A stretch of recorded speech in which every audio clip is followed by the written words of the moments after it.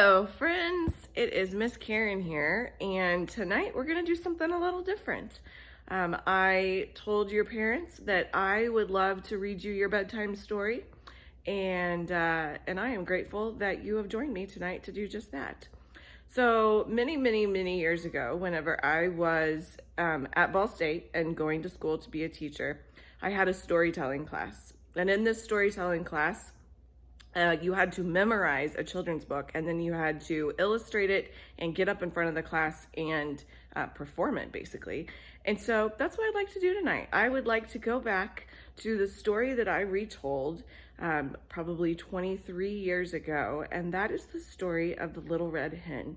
So if you don't already, grab your pajamas and grab yourself a hot cup of cocoa or whatever it is before you go to bed. Snuggle up in a blanket and join us. Here is the story of the Little Red Hen. Once upon a time, many moons ago, in a barnyard far away, lived a little red hen and her three very best friends, the dog, the cat, and the goose. Now, something that you must know about the Little Red Hen is just how much she loved being a friend to others. And it's not that the other barnyard friends weren't good, it's just that the Little Red Hen was exceptional. So one day, she went to her barnyard friends, the goose, the dog, and the cat, and she said, "I have a fabulous idea. Let's bake some bread." And the dog, the cat, and the goose said, "Oh, that sounds fabulous." And she said, "Oh, well, who will go with me to help me go to the grocery and get all the ingredients that we need?" Now, here's something I forgot to tell you about the dog, the cat, and the goose. The dog spent the entire day dozing underneath the old oak tree. And the cat, all that she wanted to do was primp in front of her mirror and her cell phone. She took selfies all day long. "I'm so pretty, I'm so pretty, I'm so pretty." And the goose, she was the gossip of the barnyard, and all day long, all she did was squawk, squawk, squawk, squawk, squawk, squawk, squawk, squawk, telling all the gossip to all the other friends. So the Little Red Hen said, "Fine, I'll go to the grocery. I'll do it myself. No problem." She got in her little car and she drove herself to the grocery store, and she got out and she put her quarter in the machine and she got her cart and she wiped it all down because she's very cautious about COVID-19 and all the viruses.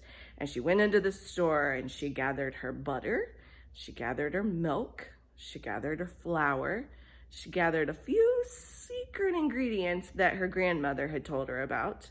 And she went up to the cash register and she got out her little red barnyard debit card and swiped it and paid for it and went home.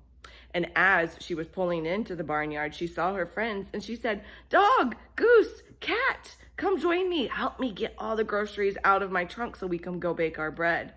"Well, I wish I could," said the dog, "but, I got some dozing to do." "Oh, I am so sorry," said the cat. "I wish that I could, but I have so many selfies to take." And she snapped away, snapped away, snapped away. "And oh, I wish that I could too," said the goose, "but I have so much new gossip to share since you have been gone, and I have to go run out and tell everybody." "Fine," said the Little Red Hen, "I will do it myself." And she went to the car and she grabbed all her groceries and she took them into the house and she lined them all up. She got out the baking dishes and she got out the bread pans and she got out the bowls and she got out the eggs from her refrigerator. She lined them all up perfectly, and out the window she yelled, "Hey, barnyard friends, who wants to come and help me bake this bread?" And as you can probably already tell, the dog said, "Oh, I wish that I could, but I have got some serious snoozing to do." And the cat said, "Oh, I wish that I could, but I have so many things to post on Facebook and on Instagram, and I'm sorry, I just can't because I'm so pretty, and I'm so pretty, and I'm so pretty." And of course, the gossip of the town, the goose, said, "I really thought I was going to be able to help out this time, but unfortunately, I just learned some new information that I have got to go spread with the other barnyard friends." So the Little Red Hen rolled her eyes and back into the kitchen she went, and she cracked the eggs and she poured the milk and she sifted all of the flour And then she poured in this simple ingredient and this simple ingredient. And then she put a little dab of butter in and a pinch of salt and threw it behind her shoulder for good luck. And then she took her baking pans and she buttered them down. And she carefully filled each bread pan to just the very tippy top. And then she carefully placed them in the oven and set it at 350 degrees for 35 minutes.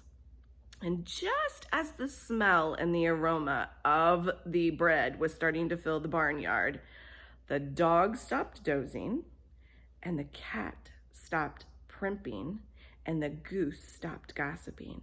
And they waddled their way over to the kitchen window where the little red hen was just getting the bread out of the oven. And she placed it on the windowsill and said, "Doesn't this smell amazing?" "Oh, it does," said the dog. "It's worth waking up from my nap." "Oh my goodness, it smells amazing," said the cat. "It is so worth putting down my phone." "Oh my goodness, this is far better than any gossip that I have told today," said the goose. And she said, "Well, let me get a few plates and a knife and we'll cut into this." And very carefully, she sliced plate by plate by plate, and she laid it out on the counter. And just as her friends were about to go and grab a plate, she put her hand on it and she said, "I came up with the idea. I went grocery shopping. I carried the groceries in. I did everything to make this bread. I put it in the oven. I took it out myself. I let it cool, and you did nothing. And because of that, I will eat the bread myself." And she did just that. Now, the moral of the story is that if you want to be a good friend, you should help out in times when others need you. The other moral of the story is that after the little red hen had had every morsel of bread that she wanted, she did divvy it up for her friends, because that's what a good friend does.